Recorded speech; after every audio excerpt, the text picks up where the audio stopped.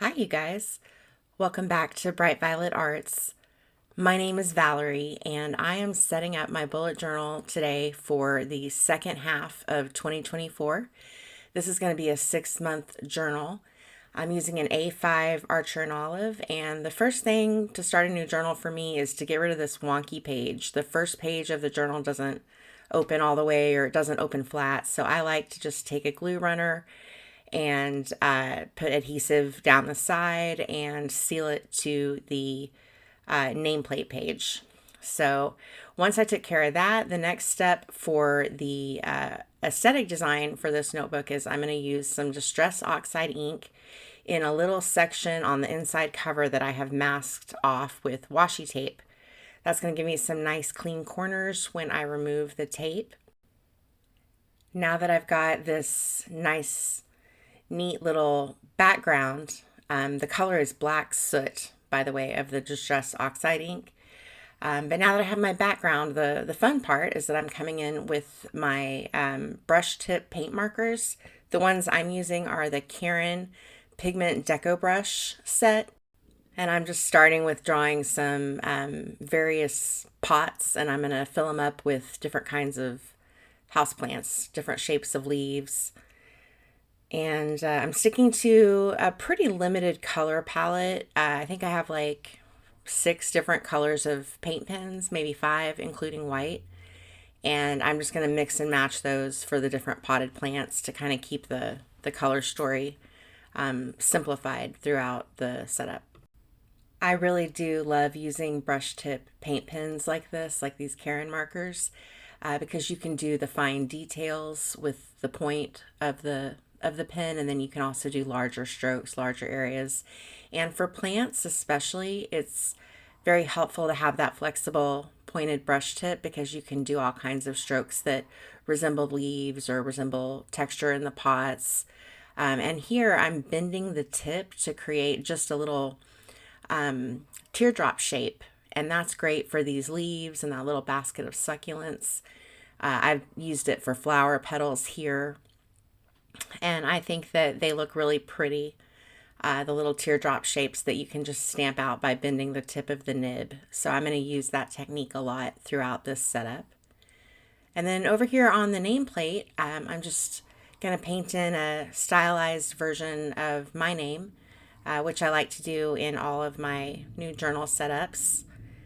I'm going to go in over the paint pen here with a size 08 waterproof fine liner. And this is just going to give some like intentionally messy, overdrawn outlines to my paint pen. And then just to make it shine, I'm adding a little bit of gold gel pen to it. And I'll finish up with a little white paint over the darker colors to bring out some highlights there.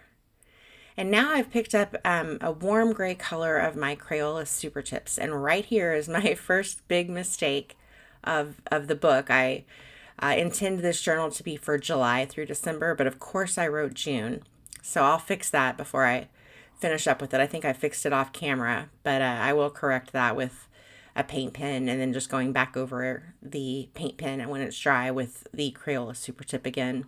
Finishing up with a little decorative flourish with a little simplified flower, just bending the tip to get that teardrop shape petal.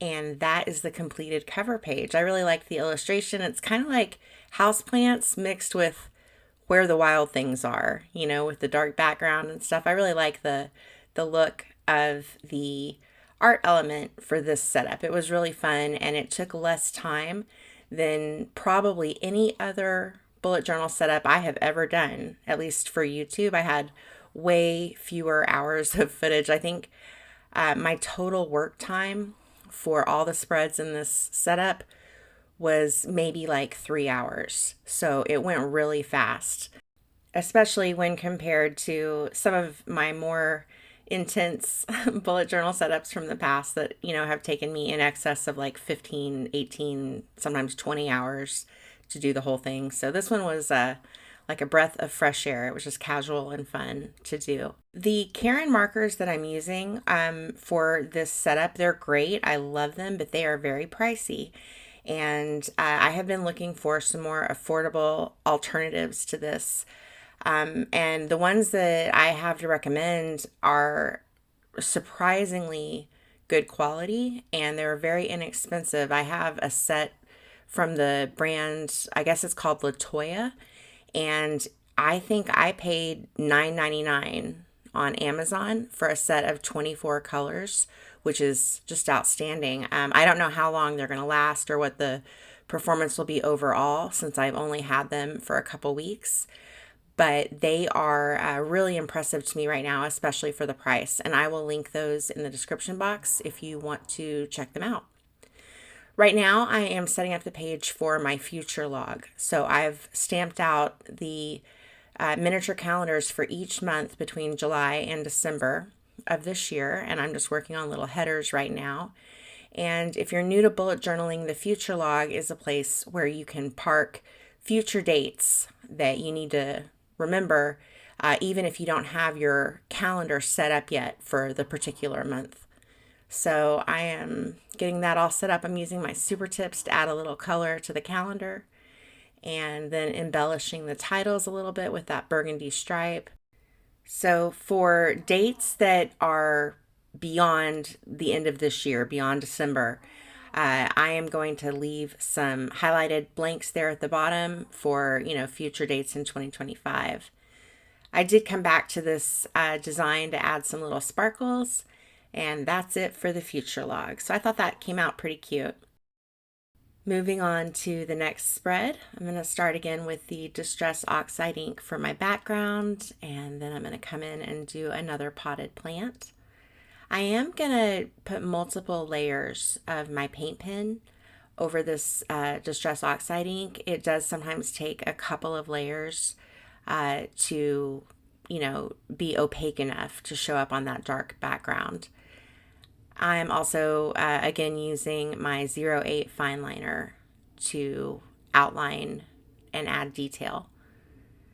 So the spread I'm doing right now is my currently spread, and this is a snapshot spread, like a little time capsule. I'm going to make a table here with journal prompts in each line, or each row rather, and they're just going to be prompts that allow me to talk about what I'm doing with my life right now, things that I'm into, things that I like. So it's a nice little snapshot of how things are. I like to have at least one of these snapshot time capsule spreads in each of my journal setups. In my January through June journal that I make every year, the first half of the year, I usually do a spread called Level 10 Life. And that's where I, rate my satisfaction with different areas of my life. And then in the second half of the year, the journal I'm setting up now, that's where I usually do a currently spread like this one. So I alternate them for each book. There's a look at how that turned out. I love it. The next spread up is a tracker spread for my weekly weight, as well as a tracker for all the times I work out in the second half of the year.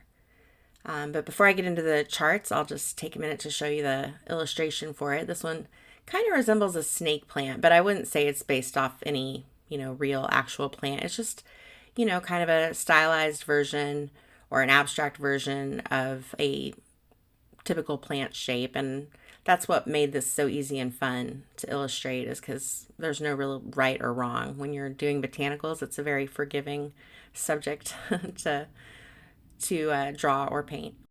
So the table I'm building on the left is going to have a space for 6 months of weekly weigh-ins. I always check my weight on Mondays.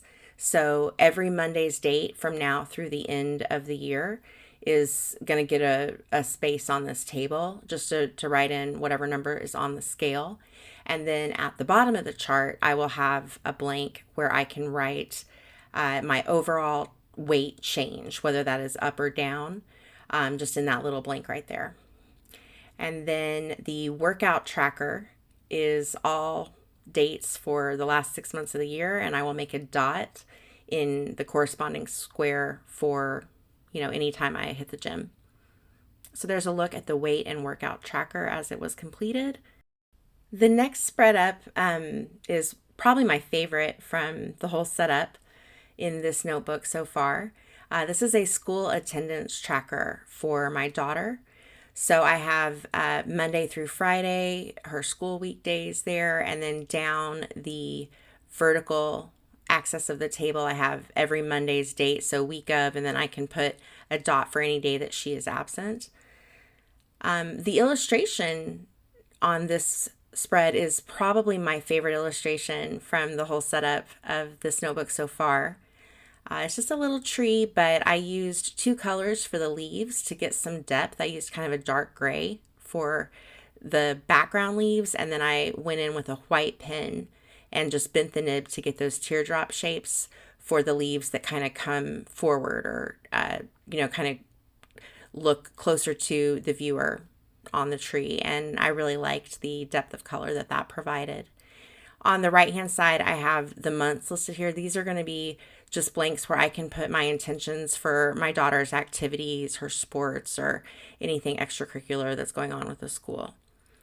So that's going to take us to the end of the setup for this journal. Here's a look back at everything that I completed in this video.